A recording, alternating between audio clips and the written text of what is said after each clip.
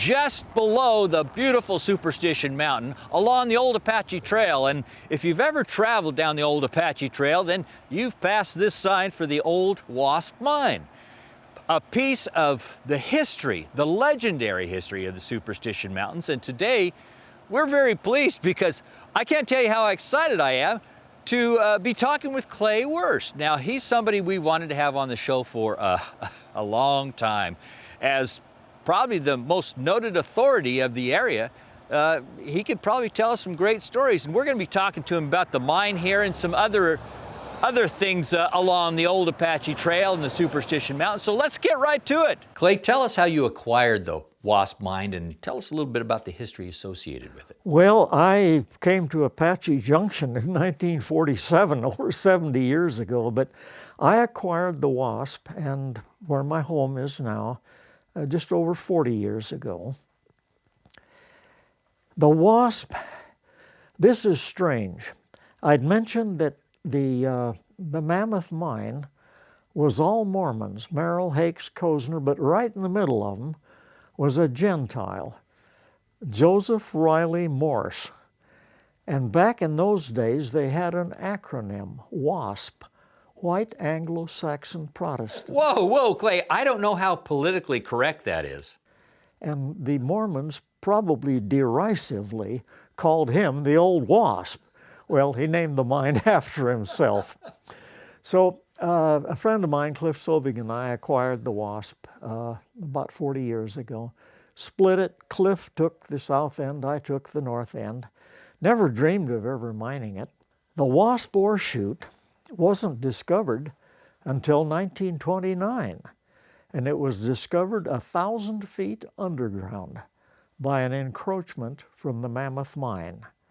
At the 1,000-foot level, the Mammoth people were drifting south, following the Mammoth Fault contact, where all of the gold here at Goldfield has been discovered. They reached their south boundary and found some very good assays. They continued under the Wasp, which they did not own, but it's pretty dark down there 1,000 feet, and encroachments back in the Pioneer era were common. And they drifted, I think, 193 feet under the Wasp. And there was about 115 feet of that drift that averaged 6/10 of an ounce per ton. And in the center of it, there was about 15 feet that averaged almost 2 ounces. And at the end of that drift, at the face where they quit, 12 inches wide, it still averaged almost 3 ounces. So they encountered very good ore at the 1,000-foot level.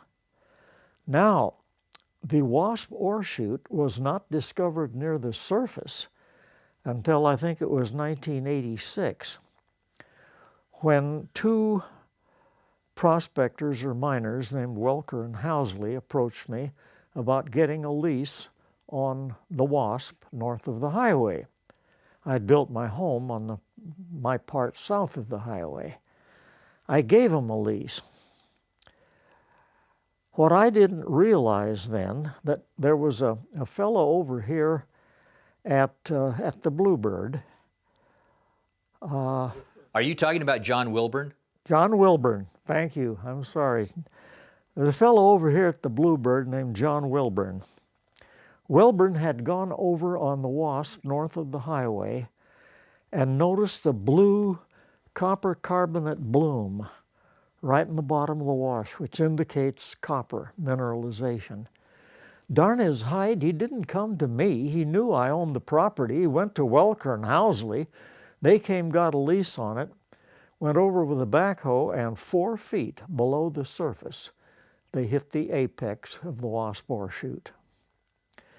They mined it as an open pit down to about 50 feet, took out $620,000 in gold, which would be over $2 million today.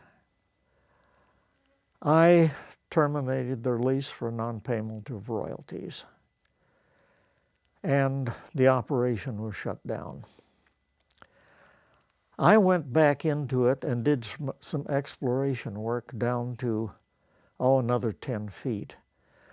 But that $620,000 that Welker and Housley took out is what's called a supergene enrichment. Now, deep in the bowels of the earth, where it's under incredible pressure and temperature, gold and silver and precious metals will actually go into solution with water.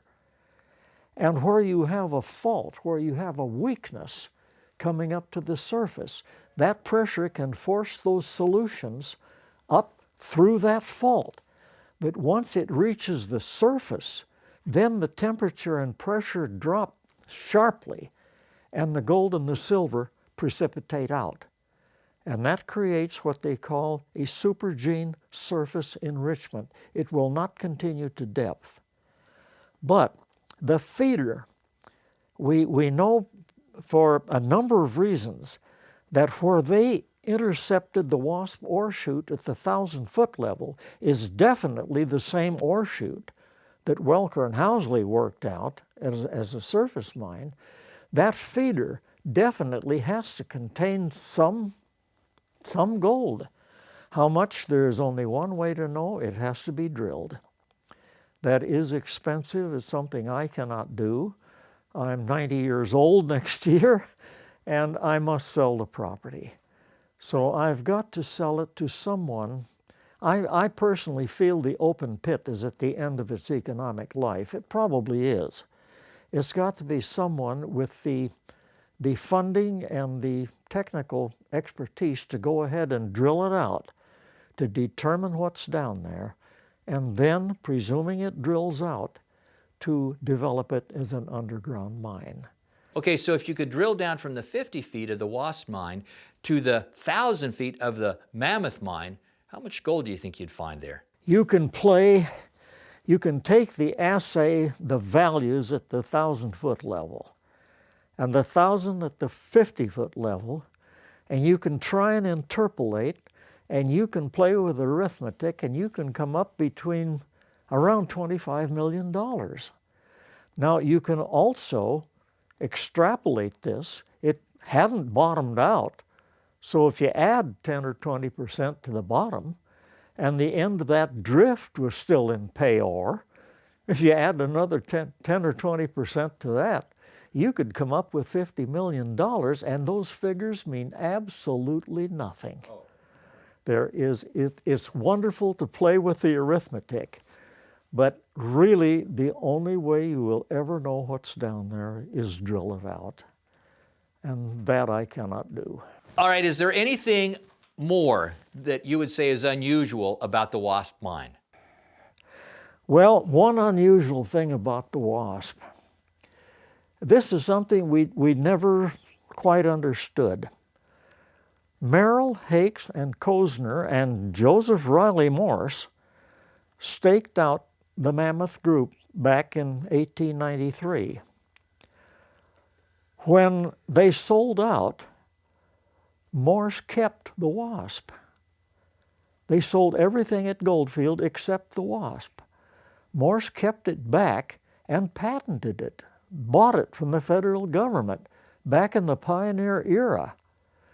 The WASP was the only mine that was patented at Goldfield in the pioneer era. The Mammoth, the Bluebird, they were patented in modern times. Now, why he kept it back, we have no idea. It's strange. The work on the Mammoth mine was recorded by the engineers that were there. We have the most beautiful set of records of those 3 miles of underground workings on the Mammoth. We've got it all down in black and white, and nothing on the WASP. We know that there had to have been a shaft on the WASP because there was a newspaper article that someone had fallen down the shaft at the old WASP mine and was killed. We don't even know where that shaft was. There's no evidence of it today. But at any rate, the WASP was not extensively developed during the pioneer era. Morse held it back, later sold it to a fellow named White. It finally came down to Sovig and myself. And